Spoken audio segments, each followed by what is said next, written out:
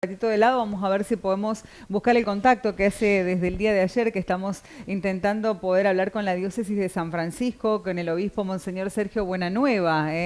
Vamos a ver si lo tenemos en contacto y hablar justamente y hacer una reflexión de la muerte del Papa. Obispo, gracias por recibirnos. Con Germán los saludamos. Buenos días. Muy buenos días, un gusto estar en comunicación con ustedes. Igualmente, obispo, bueno, horas de mucho dolor y de mucho, al principio, asombro, ¿no? Porque nos tomó a todos por sorpresa esta lamentable noticia del fallecimiento del Papa Francisco, ya que horas antes estuvo en la misa pascual. Sí, él tomó parte de la bendición tradicional del domingo de Pascua, Urbi et Orbi, pero ya allí realmente muy desmejorado. Mm. Después de la bendición, ahí están ustedes poniendo la imagen, ¿no? Él recorrió la plaza en el Papa Móvil, no podía sonreír, apenas saludaba con las manitos, muy, muy con las manos pegadas al cuerpo. Pero bueno, no suponíamos en ese momento, incluso viendo su fragilidad, que el desenlace iba a ser tan rápido. Pero bueno, la Santa Sede informó esta mañana que fue un ictus, un derrame cerebral, seguramente ha sido mientras dormía con una falla cardíaca, ¿no? Así que bueno, nos tomó de sorpresa y bueno, yo me conmoví mucho al verlo el domingo de Pascua, realmente así como describía antes y con esas imágenes que vemos ahora, ¿no? Creo que quiso estar hasta el final, aún sabiendo de su estado de salud y tal vez intuyendo que era ya la etapa final de su vida, quiso ir hasta el fondo con la misión recibida y eso, bueno, es un testimonio muy fuerte para nosotros. Claro. Monseñor, los primeros segundos o minutos que recibió la noticia, ¿qué sintió en ese momento?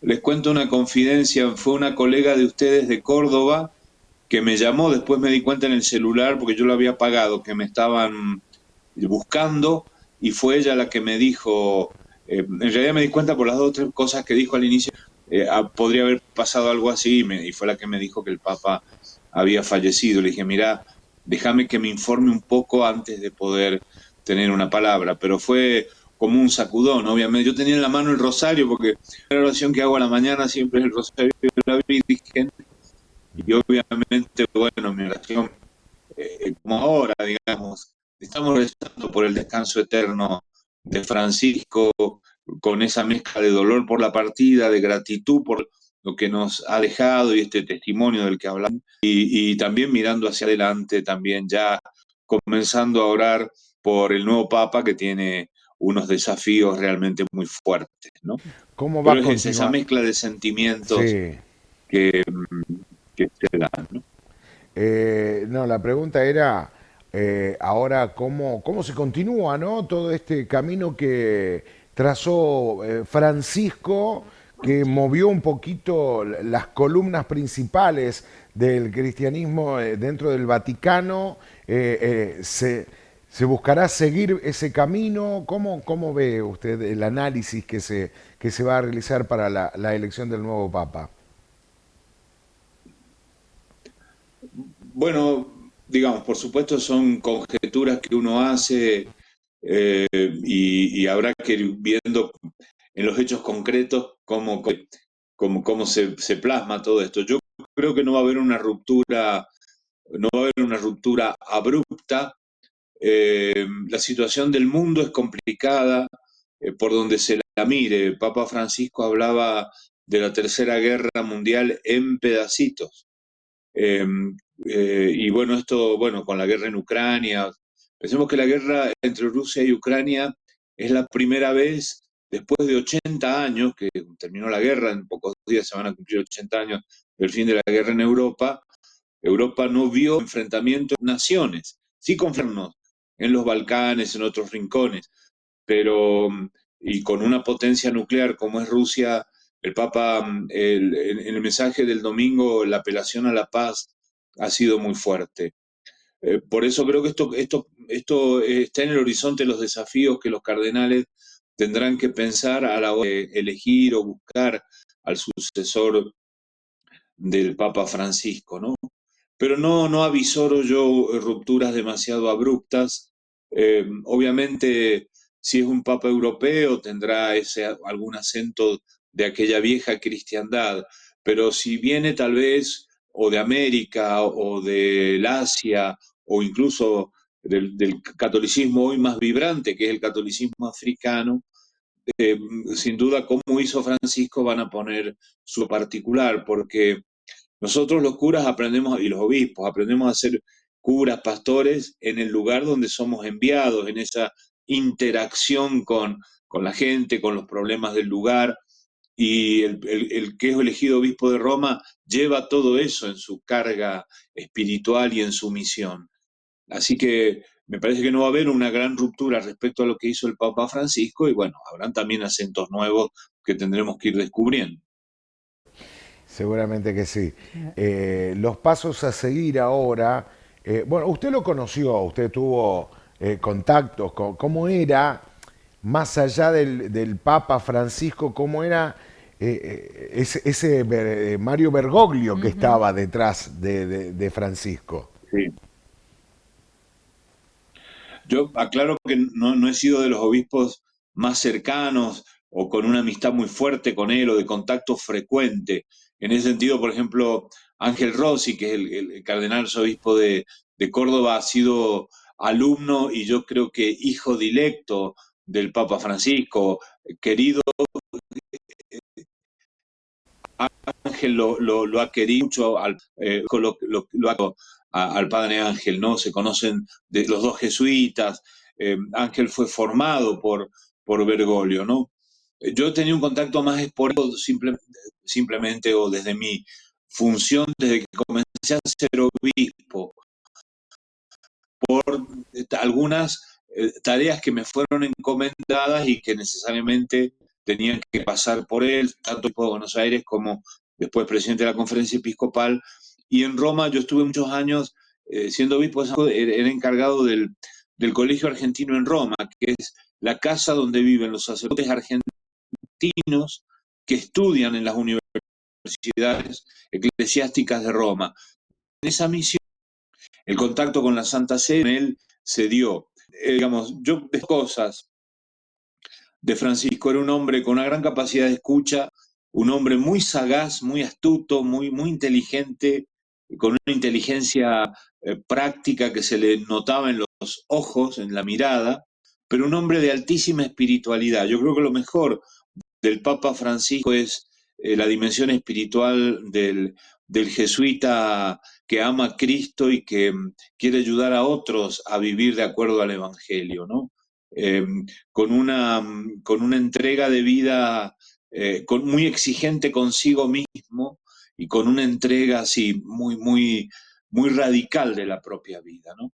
Es Bien, un poco lo que yo puedo decir bien, Bien. de mis pocos contactos con el Papa Francisco, ¿no? Te claro he que contado sí. también que una vez le llevé, como él es de origen piamontés, le llevé de acá Mm.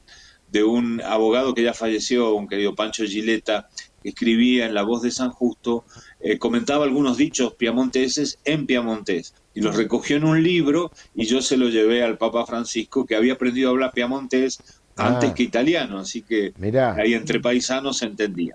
claro. mirá qué Qué anécdota, lindo, mirá qué lindo. qué bueno.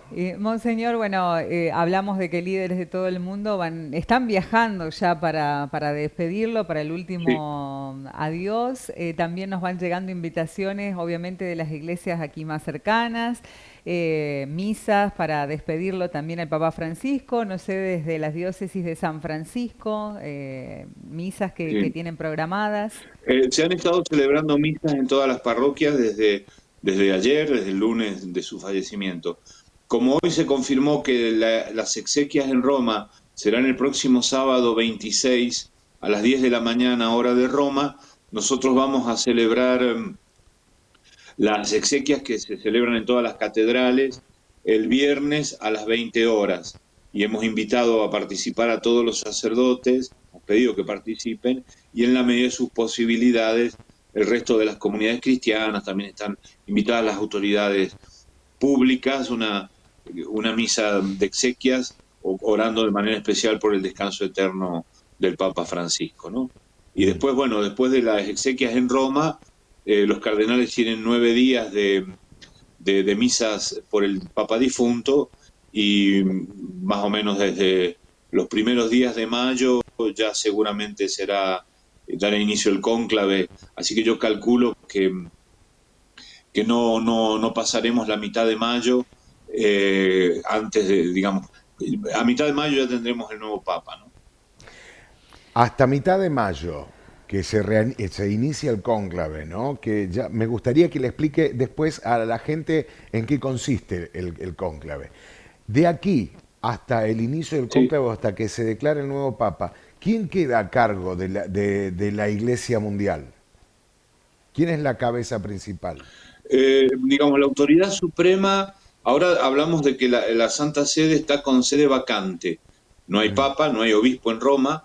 Algunas funciones las asume el cardenal Camarlengo, que es un cardenal norteamericano, el cardenal Farrell, que fue el encargado de anunciar la muerte del Papa.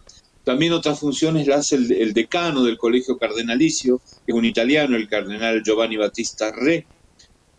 Todos los otros cardenales cesan, los cardenales de la curia romana, cesan en sus funciones, algunos quedan con unas funciones mínimas, y el Colegio de Cardenales reunido en Roma es el que toma algunas decisiones importantes, pero que tienen que ver no tanto con el gobierno general de la Iglesia, sino con la situación de sede vacante. Por ejemplo, los cardenales que ya se reunieron hoy por primera vez a la mañana en Roma, tomaron 2 decisiones, que son las que yo conozco.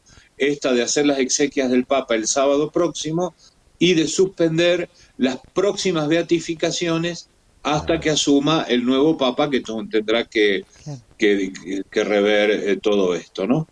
Eso es un poco lo que se va a dar. El Colegio de Cardenales, con estas 2 figuras, el camarlengo y el decano, los que tienen la misión de velar un poco por el gobierno de la Iglesia a nivel universal. Bien. En estos días, hasta que se elija el nuevo Papa. Bien, ¿y cómo va a ser ahora sí ese cónclave? ¿Entre cuántos cardenales se elige al Papa? Sí. Los cardenales que participan en el cónclave, lo que he leído en estos días, el número que estableció Pablo VI es de 100, pero hay 135. A ver, vamos a esperar porque justo se nos cortó y no sé si le habrá entrado una llamada. Lo más probable, a ver. Más probable que le haya entrado una llamada al obispo y por eso se nos cortó la transmisión. Sí, a ver si lo tenemos nuevamente, lo recuperamos, ahí está. Ahí está, ahora sí. Me Hola, decía, sí, ¿cuántos cardenales? Llamando de otro medio. Sí, por eso nos dimos cuenta. Para apurarlo, y la última pregunta, porque sabemos que está muy ocupado. De 80 años. Son 135 cardenales menores de 80 años los que van a elegir al Papa. Y bueno, esperamos un cónclave cortito, como han sido todos los últimos 2, 3 días, 4 a lo máximo. Ajá, bien. Sabemos que tenemos 4 cardenales argentinos que pueden... Que van a votar. Que van a votar, sí, exactamente. Que van a votar. Uno de ellos es Ángel Rossi, del cual hablábamos, ¿no? El cardenal de Córdoba. Monseñor, le agradecemos realmente por este tiempo con nosotros. Como siempre, muchas gracias. Gracias a ustedes. Gracias a ustedes. Bendiciones y bueno, seguimos en contacto. Esperemos que la próxima sea para algo mucho más bonito para hablar, ¿eh? Un saludo grande.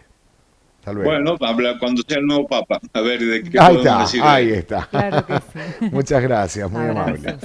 El obispo Buenanueva, entonces, charlando, como siempre, tan gentil, tomándose unos minutitos para atendernos. No estaba, obviamente, en la diócesis, por eso